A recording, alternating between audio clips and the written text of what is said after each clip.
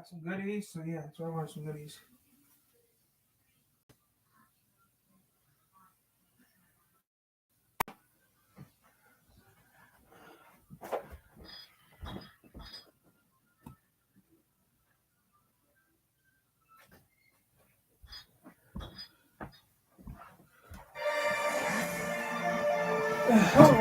Who wants a caddy anyways, huh?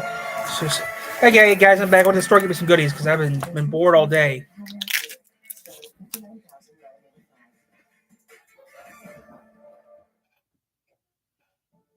We fight the battles no one hears about. We're the ones who go before all others.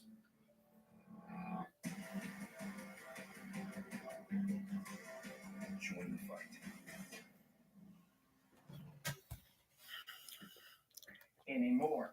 But it is accelerating unless there's a hill you can still reach 60 miles an hour.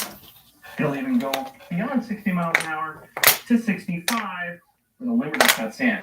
It will do brief bouts of 70 miles an hour downhill before the limiter reins it back in, but 65 is the limit. So that's the acceleration of curves as we go and what it feels like to press the go pedal. Nothing, something. So how's everyone doing today? It's still cold outside. It's still freezing cold outside. So how's everyone doing? This car has no grunt at all past about 50 miles per hour. Since its electronic limit to 65, you might be fooled into thinking that it could do 80 or more if someone were just to remove that limiter and set it free. Well, no. It struggles hard as it is just to hit that 65 mile per hour top speed. If you hit even a slight hill, it'll drop down to 60. And I'm talking about a hill so slight that you think it was flat level ground until you got out and measured it with a level. And bigger hills, yeah, will quite easily drop down to 50. I once got in an uphill race with a loaded semi on the interstate and lost. And this can lead to troubles on the highway where, for instance, So how's everyone doing today, huh? One who's doing 60 miles per hour. And then they speed up slightly, or we come upon a hill and I slow down slightly. Because I'm bored. Someone's behind me in the passing lane trying to get around me, and I'm stuck there because I can't accelerate out of anyone's way, and I'm just sitting there making everyone mad. Yeah, okay, you probably get it by now. It doesn't do the power thing very well. But isn't there anything else I can talk about? After all, there's more to the driving experience than just power. Yes. How about we talk about how stinking loud it is in here? First of all, there's all of the wind noise. There's quite a bit of that going around. And that's partly because the body shell doesn't have much in the way of sound insulation, but also partly because the doors don't seal properly, so they let in a sizable draft, and in turn, all of the sounds of the outside world and the highway passing beneath you. Secondly, there's all the electric motor noise. Now, it's not particularly annoying, but for an electric motor, it's awfully loud. I mean, you gotta listen. It whines constantly. Sometimes it even sort of whistles, which is actually kind of adorable. Whistles? About why the electric motor in this car is so loud. Mike McCory, the CEO of WeGo, said that their customers wanted some feedback. They wanted some word or sound on acceleration to give them a sense that something is happening. So they let that electric motor in by design. Right. I suppose you order all the body shells with misaligned hatches because your customers wanted a sense of character too, right? In addition to all the noise and the slowness, the suspension is harsh and crashy. The brakes don't feel all that confidence-inspiring, although they are helped a little bit by the regen braking. And the steering feels vague and ponderous to the point of feeling dangerous at times. It doesn't feel like it would take much to destabilize this car. Remember, there's no traction control or stability control to save me or attempt to save me. It does have analog brakes, but on multiple occasions, the ABS has disabled itself almost as soon as it was activated, causing my wheels to lock up and my finger to tighten. Okay, you probably Your balls tighten up. It's mediocre at best to drive on the highway, but that's not what this car was designed to do. It was designed as an electric city car. So how is it when you're just putting around town? Yeah, it's still a whole lot of not good, but you probably already saw that coming. When driving at slow speeds, the main problem is all the noises the car makes. But unlike when driving at highway speeds, it's not wind noise that's filling your ear holes. It's the various sounds of the car falling apart. Every time you accelerate, it sounds like the front suspension is trying to rip itself free from the car. Every time you hit a bumper undulation, all the interior bits sound like unoiled hinges and loose change. And the air conditioner sounds like an air compressor that's stuck under the hood. It even makes this sort of weird grinding sound coming from the front suspension every time you slow down or brake with any force at all. All these noises are very unsettling. It makes the car feel like it's going to fall apart. It makes it feel like it's incredibly poorly made, which it is. There's also a problem with visibility. These A-pillars with their extra padding that's trying to fall off cause a blind spot big enough to block entire cars. This rear view mirror is pretty much directly at eye level, meaning the rear view mirror itself causes a pretty hefty blind spot, again, big enough to block entire cars. And there's something about the seating position that's just a bit off. I don't know if it's too high or what, but the ceiling cuts into my field of view enough that I have to duck down to look at most stoplights.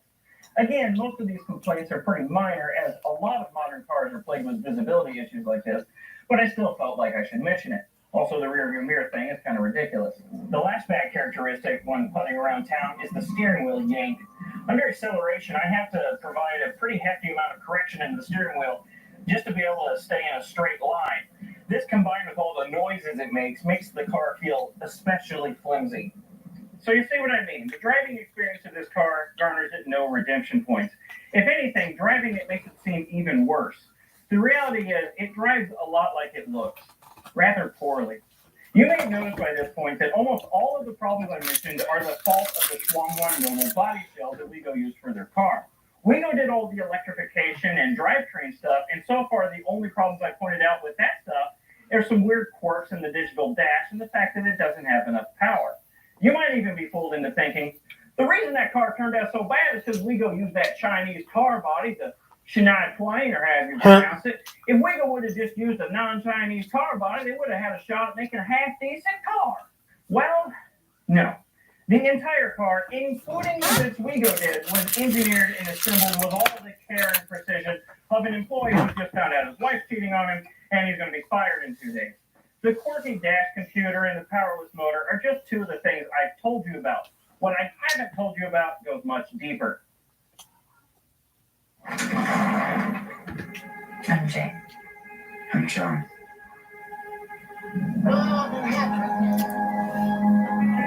Banking card and marriage registration. Something that can make you do. We're married. Yeah, start back in. Make you do right.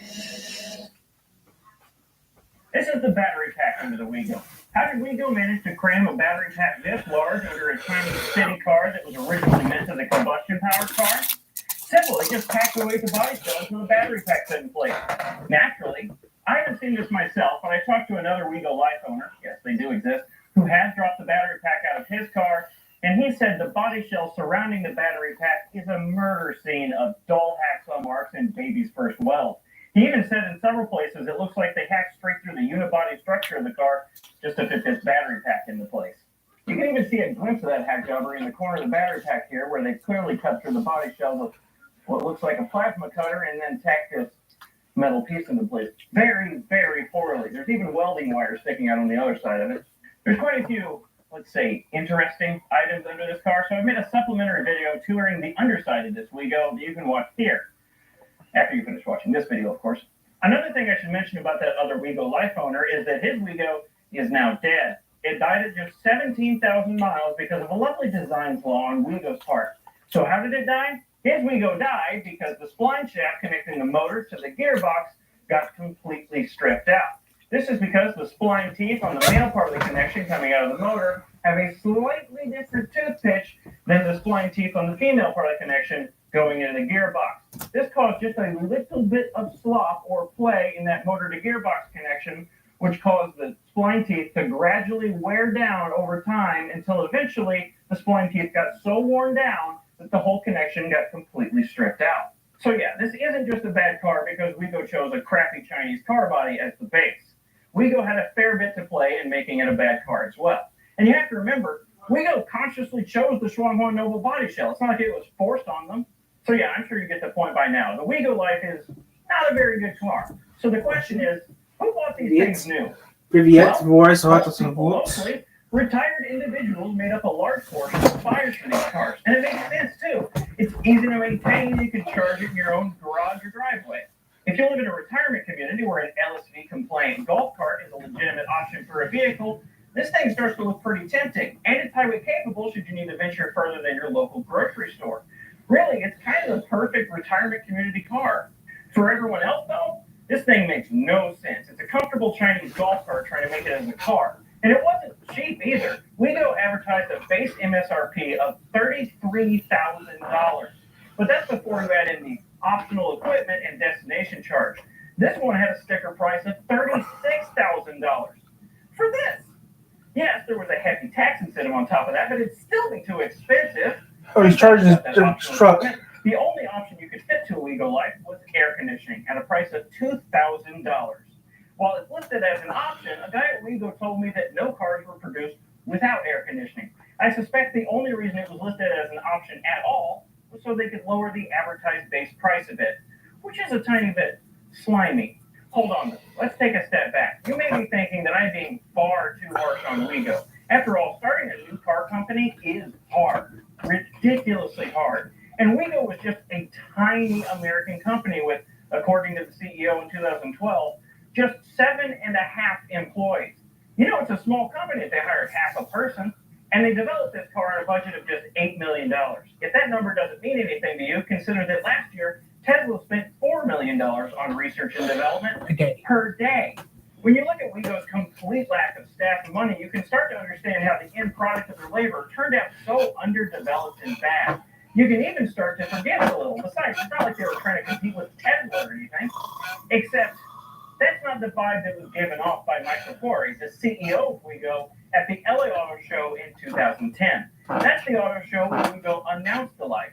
And I have some choice quotes from Mr. McQuarrie at that show. The first quote is as follows. Nissan has a great car. Anyone can I'm joking, I'm not sleeping in my chair. If I fell asleep in my chair, I'd be snoring on. If you don't mind your hard-earned yen, I mean dollars, to a Japanese company. Yes, that's right. The CEO of the company that made this Chinese-bodied car pulled out his patriotism card and took a stab at Nissan for not being American. Sure, 73% of the parts of this car may be American as it claims on the window sticker, but the whole car body, i.e. everything you see, is Chinese. And if that stab at Nissan wasn't enough, he also took a pot shot at Tesla while he was at it, saying, Don't mess with Tesla. I thought Elon Musk was a cologne I wore in college. Apparently, Elon Musk is a genius. I've never met him, so I'll just have to take his word for it. Also, unlike Tesla, we make affordable electric cars. Oh, come on. Really? Your company produces a car that has the build quality and feel of a rough prototype for a home-built EV conversion, and you have the nerve to not only attack Tesla, but Elon Musk himself? It's not right. You learn how to produce a proper car before you go around criticizing other automakers for anything. The Wego looks like a toy in comparison to any other car. So yeah, I didn't take kindly to the CEO's attitude as he was kind of a jerk. 10, Western Madison. Why did I buy one of these things, and what has my ownership experience been like? 16 well, is I'm not normal. 16 Junior. I'm especially drawn to the Wego because I knew it would be awful, which meant it would never fall short on entertainment value. Also, it was cheap. It was $36,000 when it was new, but I got it for $5,000 just 4 years later. When I bought it, it had 10,000 miles on it. Water Jack. 18,000 miles on it. Over the course of that 8,000 miles, I've actually thoroughly Silver enjoyed Creek. this car. Silver Creek. This is my go-to choice of vehicle for short trips. Yes, it's objectively. Okay, so where's Somerville at on this map? But subjectively, it's Yes, it's Somerville, Michigan. Now maybe I don't think it's fun for all the right reasons, but it always entertains me. Okay, again. Before filming Hot this Dog video, Creek. I took it to a car wash, and I was excited to take it to the car wash. Not because my precious car was getting all cleaned up, but because the door doesn't seal properly, and I knew it'd get wet from the car wash blasting through the door. I want to make And that's sense. hilarious. And sure, it's been hideously unreliable for such a new electric car. It's even left me stranded a couple of times, which just shouldn't happen. But because that sort of thing doesn't bother me, it always makes me laugh and gives me a Killing story to time. tell. This car is terrible, and that's what makes it so wonderful. Also, it's electric, so that's fun. So would I recommend you buy a Wego Life? Of course not. 4, Even if you 5, did want to 6, buy a 7, Wego Life, 8. good luck finding one. You should make 9 times more 90 So that's like 4 hours. lights. The only reason I found this one is because one of the dealerships that sold these things new was M&M Golf Carts, which happened to be in the town where I grew up of Mexico, Missouri. So there were a few in the area just floating around. Mexico, So that's Missouri. Hit. the Wego Life. Mexico, Hopefully I've Missouri. answered every question you had about this car, and even some you didn't. I've been wanting to give this car the in-depth review treatment basically since I got it. Partly because it's hilarious, but also because who else is going to make the video? As far as YouTube goes, I've got the Wego market covered. And that's it. We made it to the end of the video. Thank you to my supporters on Patreon for your continued support and in part allowing me to make this my longest scripted video to date. And to everyone else, including my Patreon supporters, thanks for watching. I'll see you next time.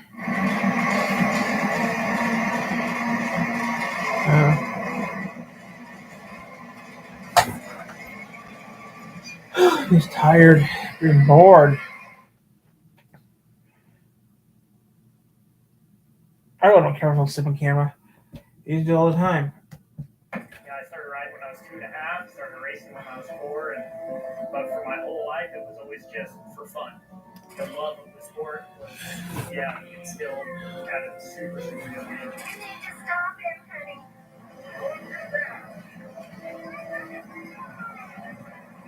Privateer, I was working 14 hours a day. I'm my own mechanic. I was getting good results. I'd be winning races in the States, but I was totally broke. To do the Dakar is about $100,000. If there's any shot of me making a career out of this, this is where it's going to be. And I was still working full time, doing riding schools, doing whatever I possibly could to just make money. I picked up in barn clients and rebuilt them myself. I sold all of those, and about 3 weeks before the race, I got an email from the owner of Rebellion Timepieces. He's like, "Well, whatever you're short, I'll cover it. We'll make sure you go racing." I sacrificed my whole life, and then within the last 5 years, it just really turned over because I found an area of the sport that I love so deeply. This sport of rally is insane. If I was doing rally racing, I'd be doing car, not bike. I wouldn't mind doing rally racing, but I'd be doing the car version, not the bike version. It's darkest before the dawn. It's super, super hard. I was this close to hanging up the boots. You just keep trying that little bit more, then you get closer and closer to your dream. Adversity Take a shower. Is the greatest teacher because now I don't expect things out of this. I'm here because I love to do it, and I want to have as much fun as possible. I want to experience as much as possible. If I gave it my best every day, and I did everything. Mr. Honda didn't want to do 2 strokes, but I want to win. That's why we're all here, right? We all want to win.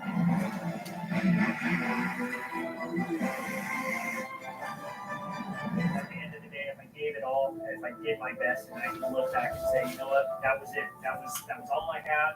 That's the result we got, and I can look back with a smile. This video is sponsored by Squarespace. Start your free trial today by going to squarespace.com/agingwheels. This is my Yogo. Tourists.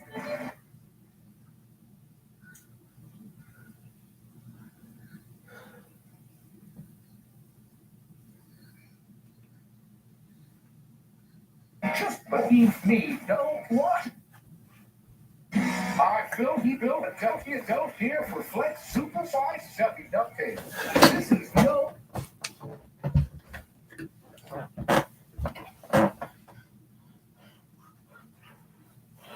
this doesn't look Due to the proper. graphic nature of this Doesn't look program, shack with pants. viewer discretion is advised. I shouldn't do anything crazy.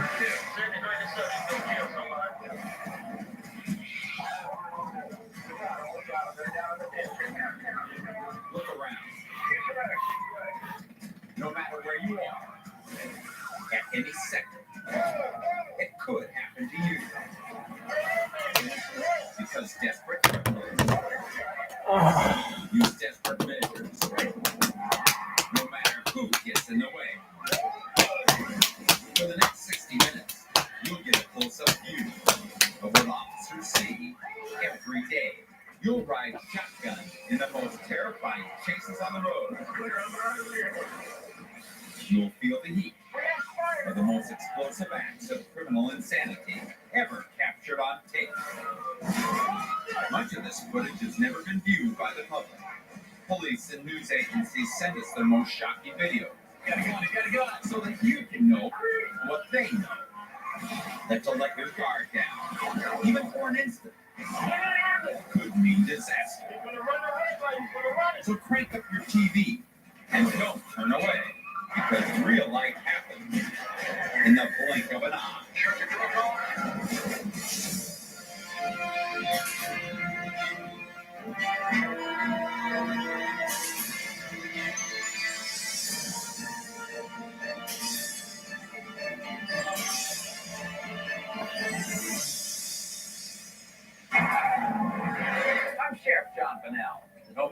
long you train, no matter how much experience you get, crooks are always going to find some way to surprise you. So some of the things you see tonight will be shocking and unexpected. Some will amaze you. Officers share these tapes with one another to remind themselves of the one thing they can never afford to forget. The surprises never stop. Denver, Colorado. A stolen Chevy Blazer races through midday traffic. Experienced cops have seen chases like this many times. But for rookie officer Ron Thomas, the rush is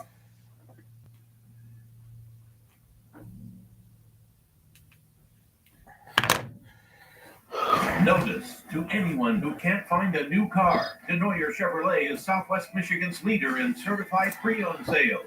Hand-picked used cars, trucks, and SUVs, all thoroughly inspected, reconditioned, and backed with extended powertrain and bumper-to-bumper warranties. Plus, we throw in free roadside assistance for added confidence. Get like new for a lot less. Stop by our Denoyer Chevrolet locations on Stadium Drive in Kalamazoo or Michigan Avenue in Marshall for the best selection today.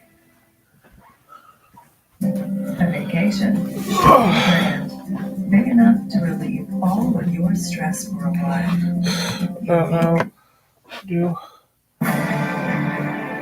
What would happen if every human being on Earth disappeared? This isn't the story of how we might vanish. It is the story of what happens to the world we leave behind. In this episode of Life After People, mankind like to gamble big, and its sin cities have uncertain futures. In Las Vegas, how quickly will these famous faces suffer a meltdown? What makes the wood of the Atlantic City boardwalk as durable as concrete? And what will be the fate of mankind's ultimate gamble? This is just part of the journey that will take us to the future of once crowded cities, as well as a haunting site already devoid of man. Welcome to Earth. Population 0.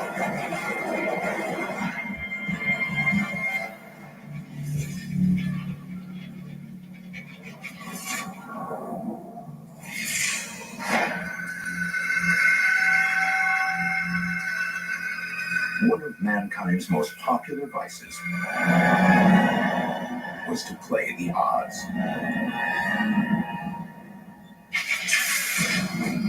In the time of humans, they lined the streets of their gambling meccas with outrageous spectacles and tributes to the great civilizations of the world. But these cities are built in hostile environments. Las Vegas springs from a barren desert. Atlantic City is perched on a storm-battered coast. Now that the final bets have been placed, can anything in either of these cities beat the odds? One day after.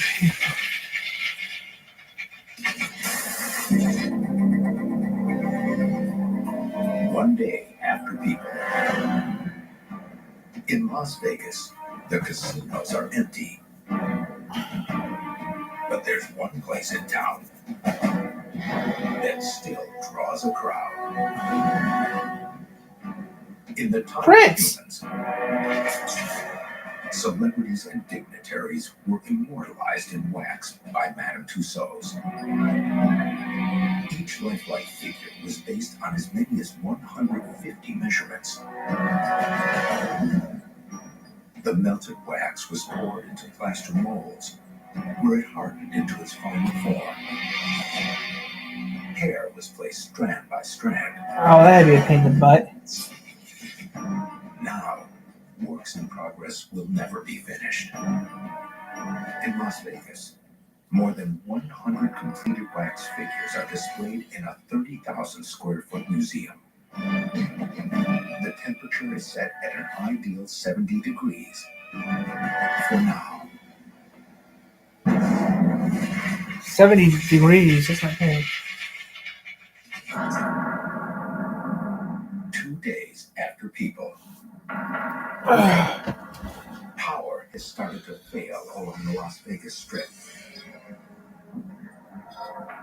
And a new rat pack is prowling the streets.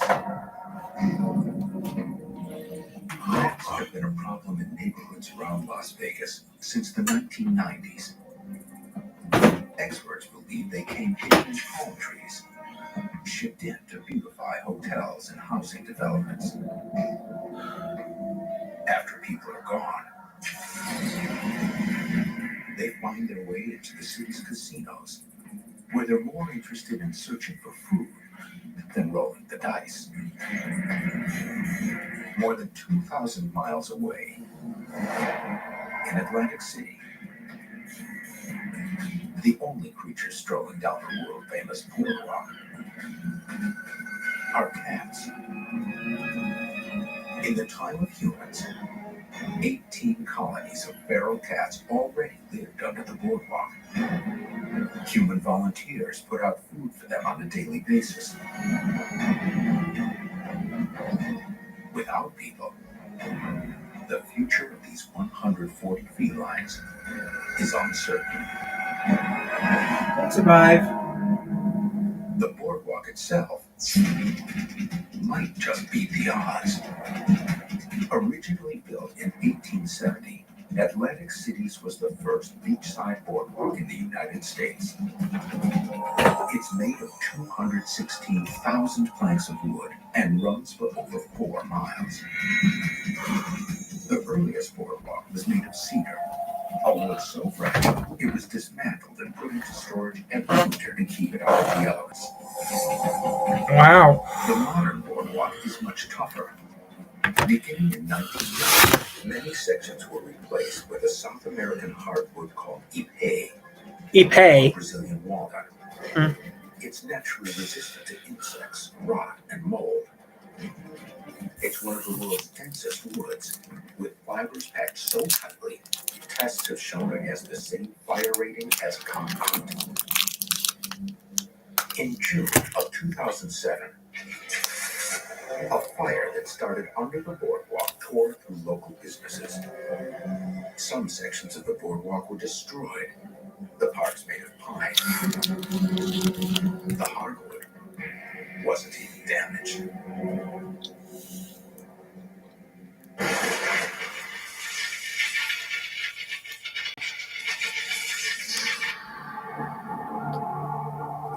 Three days after people,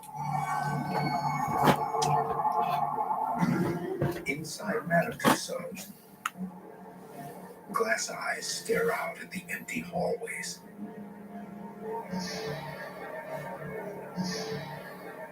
The power goes out.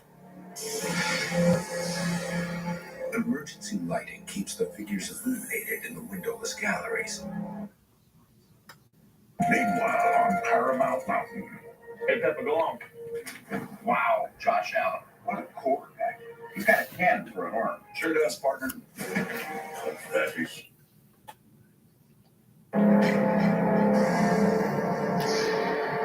But in the museum's utility rooms, the exhaust fans slow to a halt. The air conditioning cuts out, and the temperature begins to rise. Inside the building, the upper floors will really compress the heat and be kind of like an oven. The wax figures will start to droop and sweat and melt. Beeswax, the main component in the figures, begins melting at 115 degrees. Against these odds, Madonna has no chance. And within days, the material girl dematerializes.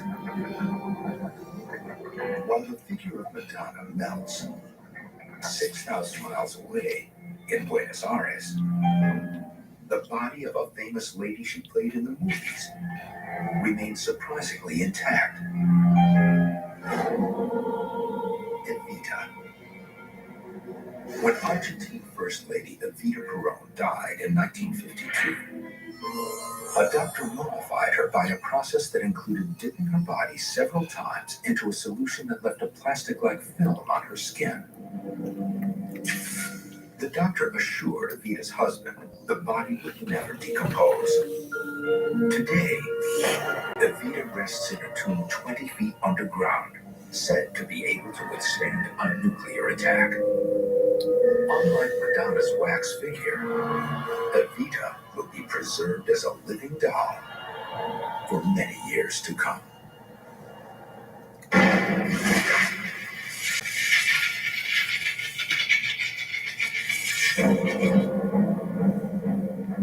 One week after People. In Las Vegas, where 37.5 million people once visited every year, the streets are empty. Looming over the scene of desolation is the Stratosphere Tower. Part of a hotel complex, it is the tallest freestanding observation tower in America. At 1,149 feet, it is taller than the Space Needle, taller than the Eiffel Tower. But perhaps its most distinctive features are the highest amusement rides in the world, including one that dangled visitors 64 feet over the edge of the tower on a mechanical arm. Now, the screams of thrill seekers no longer echo across the Las Vegas Valley. In the time of humans, many of the iconic hotels of this city found themselves demolished in seconds at the hands of men, clearing the way for bigger and more eccentric structures. Now, nature may act more slowly, but with no less violence.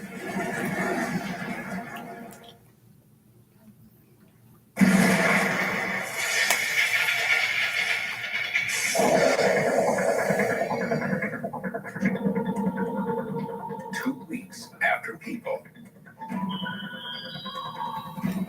In Las Vegas, casinos that were once filled with the flashing lights and deafening clamor of slot machines fall silent in the dark.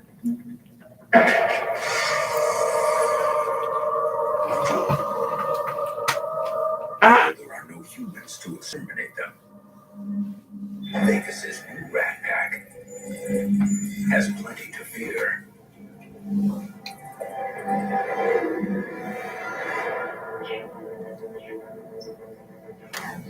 This dog may not look like a predator, but he's called a rat terrier for good reason.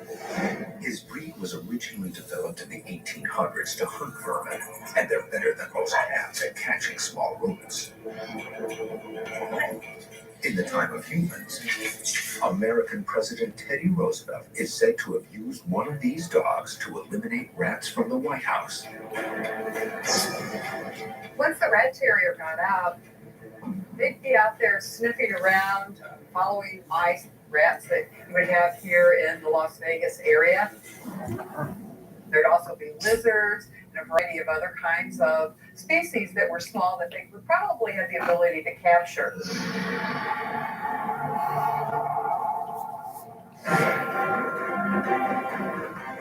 Across the country in Atlantic City, the ocean continues to pound against the famous steel pier, as it has since 1898. Nearly as long as the Las Vegas Stratosphere is tall, this enduring attraction once featured entertainers from W.C. Fields to Frank Sinatra, and even hosted the Miss America pageant. So does. Rebuilt in 1993, its concrete supports are in good shape for now.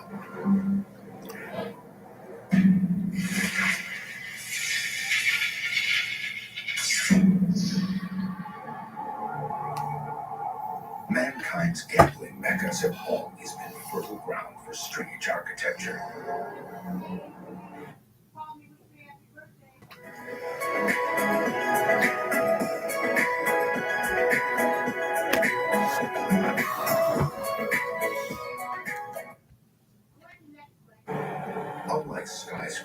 monuments.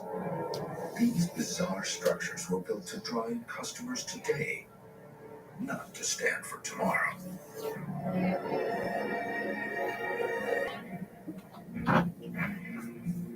Lulu! Atlantic City, the strangest of them all, is Lucy, the Margate elephant. Oh, Lucy, I thought it was Lulu. Designed to attract investors to what was then an undeveloped stretch of sand. This 65-foot-tall taxiderm was completed in 1882, a year before the Brooklyn Bridge. Oh, But she's hardly an engineering marvel. Her fragile skeleton had to be rebuilt in 1973 at a cost of $124,000. That she lasted into the 21st century was a miracle. Lucy's exterior shell is made up of wood covered with a tin sheathing. Being 100 feet away from the Atlantic Ocean, the structure requires constant maintenance. It needs to be stripped and painted every 3 years at a cost of around $65,000. wow. Rotted wood needs to continually be replaced. Rotted tin panels need to be replaced all the time. But the last time Lucy was painted was 2002. By 2009, the deterioration was clear. It's cute. On average, it rains every 3 or 4 days in Atlantic City, with wintertime bringing snow and ice. Yep. In the past, every time Lucy's future was threatened, concerned humans stepped in to save her. Now, she is on her own. Every 2 to 3 days. The fragility of our architecture of amusement is Every few clear. months we have to repair. It's a story that is already being told at this haunting abandoned amusement park in America's heartland. Welcome to the Americana Amusement Park in LeSourceville Lake, Ohio. When it was open, it was a thrill-seeker's paradise, drawing daily crowds of up to 10,000 people. The park in its heyday was quite beautiful. It had a lot of vibrant colors. It was full of life and excitement.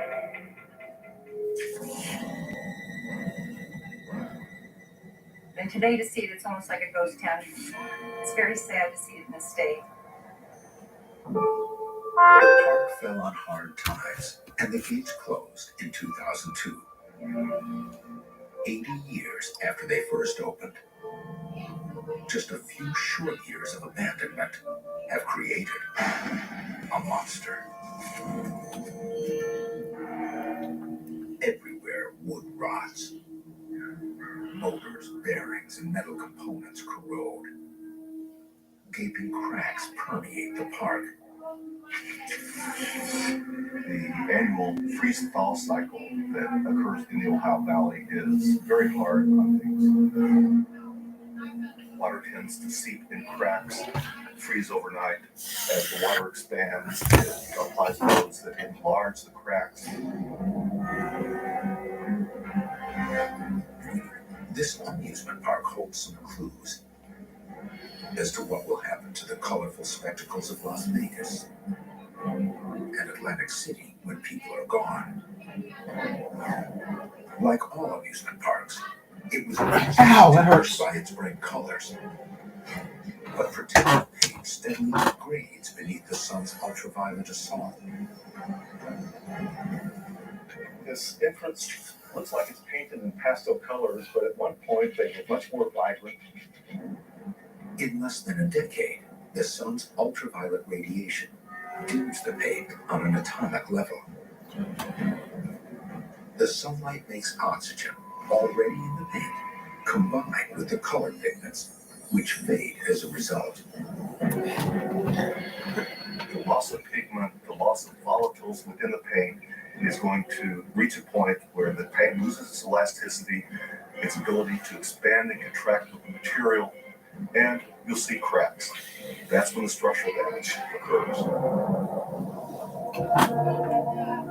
Without humans to constantly repaint the park, its first layer of defense is gone. At its current rate of destruction, the Americana will soon become unrecognizable. There's no fixed lifetime for the rides in an amusement park. In theory, they could last forever if they're inspected and repaired as damage occurs. But the inspection is long overdue, and the rides are beyond repair. Especially this once proud roller coaster. Maybe I'll do that today. Large or uneven lawns don't stand a chance. Luba 2 AWD is an autonomous wire-free lawnmower built to tackle rugged terrain with stunning aesthetic results. You drive Luba like an RC car to set a virtual boundary, so there's no need for perimeter wires. You can also set multiple mowing zones that Luba will traverse automatically. Its all-wheel drive system climbs steep slopes up to 38 degrees, thanks to the enhanced internal motors, while adaptive suspension maintains a smooth mow over bumpy terrain. With our patented dual-purpose driving system, all-wheel wheels prevent damage to the grass when Luba makes a zero turn. Luba is now compatible with smart home systems. Alexa, have Luba mow the lawn. Mowing started. For an entirely hands-free experience. Under the hood, it wields dual cutting blades with an effective width of 400 millimeters. Cutting height can be adjusted to your liking through the mobile app. A solar-powered RTK unit enables centimeter-level positioning. And if there's ever a loss in GPS connection, Luba will default to its 3D vision system.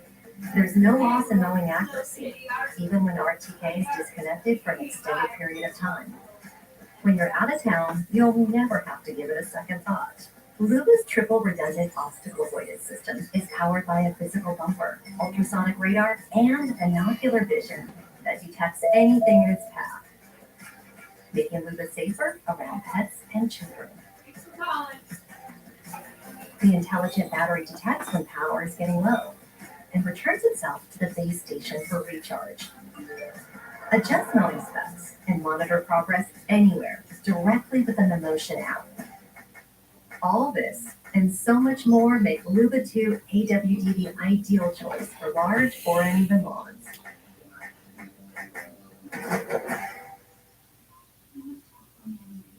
Hulu and Disney Plus are better together for one low price. The Disney Bundle with Hulu and Disney Plus. The Screeching Eagle, built with 63,000 board feet of wood, was the main attraction. Cars raced, plunged, and soared at top speeds of 55 miles an hour on the 180-degree turns. What was once considered one of the best wooden coasters in America is now plunging toward complete collapse. But rotting wood is not the immediate enemy here. The coaster's support beams are made of chemically treated wood, so they'll resist rotting for several more years. Longer than the mechanism that... I'm going to bed. I'm tired. I'm going back to... A series of guide wires provides tension